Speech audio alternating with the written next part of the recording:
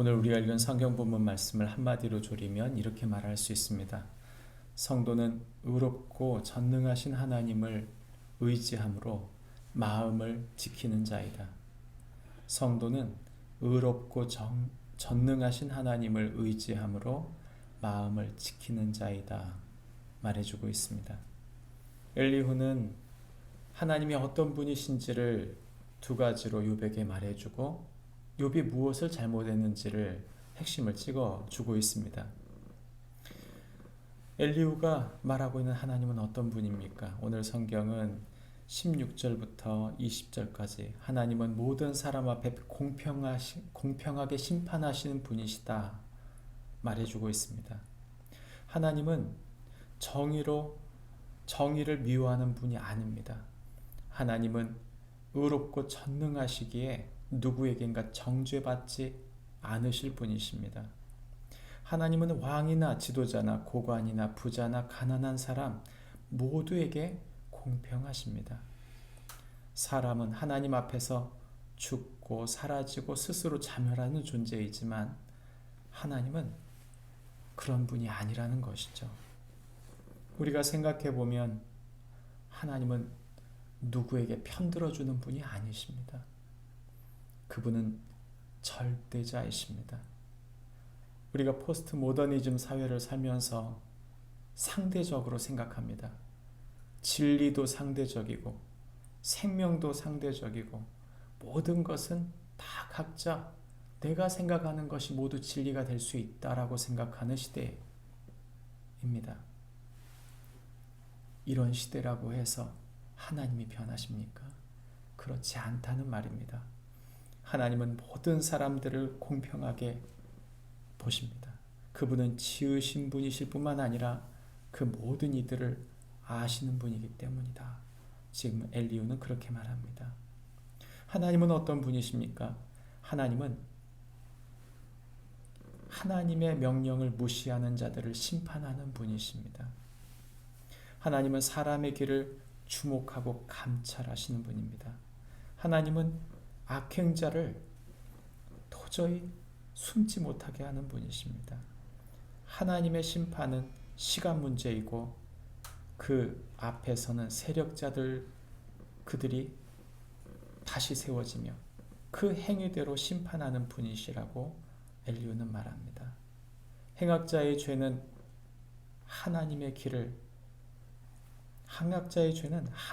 길을 저버린 것이며 약자를 괴롭혔기 때문에 심판받는 것이라고 말하는 것이죠. 하나님은 민족과 인류 앞에 동일하시고 그 동일하심 때문에 권력자들이 사람들을 함부로 괴롭히지 못한다고 엘리후는 말합니다. 생각해보면 하나님은 분명히 우리에게 말씀하셨습니다. 하나님은 일반 섭리를 통해 모든 세상에 이미 말씀하셨고 하나님은 하나님의 말씀으로 선명히 우리에게 말씀하고 계실 뿐 아니라 하나님 자신이 이 땅에 오셔서 진리가 무엇인지를 사람들에게 듣고 보게 하심으로 자신을 보이신 분이십니다. 그분의 기준은 분명합니다. 예외가 없습니다. 특별히 힘이 있는 자라고 권세 있는 자라고 더더욱 예외가 아니라고 말하는 것이죠. 그렇다면 욥이 잘못한 것은 무엇입니까? 욥은 첫 번째 신앙을 잃었습니다. 그는 하나님의 주인 되심을 잊어버리고 그분을 모독했다고 엘리후는 말하는 것이죠. 31절과 32절을 보면 욥이 처음에는 죄를 짓지 않으려고 노력하고 깨닫지 못한 것을 가르쳐달라고 간구하면서 죄와 싸웠습니다. 그러나 욥은 시간이 지나면서 하나님의 형벌을 피할 수 있다고 생각합니다. 그는 조건을 제시할 수 있다고 생각한 것이죠. 단언합니다. 엘리후는 단언합니다. 아니라고. 욥 스스로가 자신이 하나님보다 높다고 말하지 못할 것이기 때문입니다. 결국 그는 하나님 앞에서 그 태도가 악했습니다. 그 태도가 악함으로 그는 더 깊은 시련을 겪어야 했고 욥은 그 죄를 더하면서 반역의 죄를 더함으로 하나님을 그 사람들 앞에서 모독하게 된 것이죠. 결국 하나님을 두려워하고 하나님을 진정한 의롭고 전능하신 분이라고 믿었던 욥이 그것을 잃어버림으로 하나님의 주인 되심을 잃고 신성 모독을 했다는 것입니다. 우리가 무엇을 기준으로 삼아야 할까요? 오직 동일하신 하나님, 우리 앞에 그 정의를 동일하게 행하시며 우리를 지으시며 우리를 감찰하시는 하나님 앞에 우리가 바로 서야 합니다. 하나님은 동일하신 분이십니다.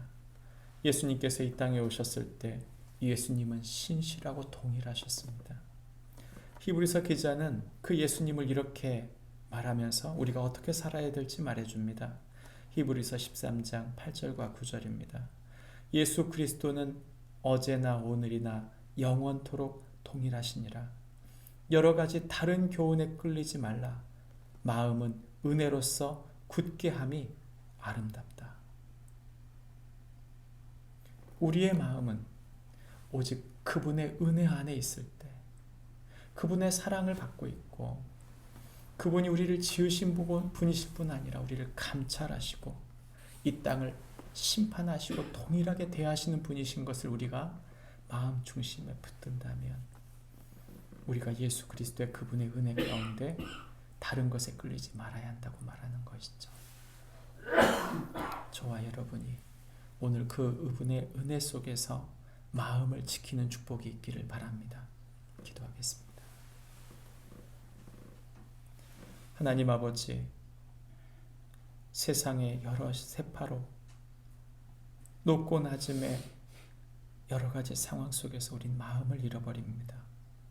주님, 오직 의롭고 정의로우신 주님을 의지함으로 예수 그리스도의 십자가 은혜를 잊지 않고 그 마음을 지키는 축복이 우리 모두에게 있게 해주십시오. 예수님의 이름으로 기도합니다. 아멘. 하늘에 계신 우리 아버지여, 이름이 거룩히 여김을 받으시오며 나라의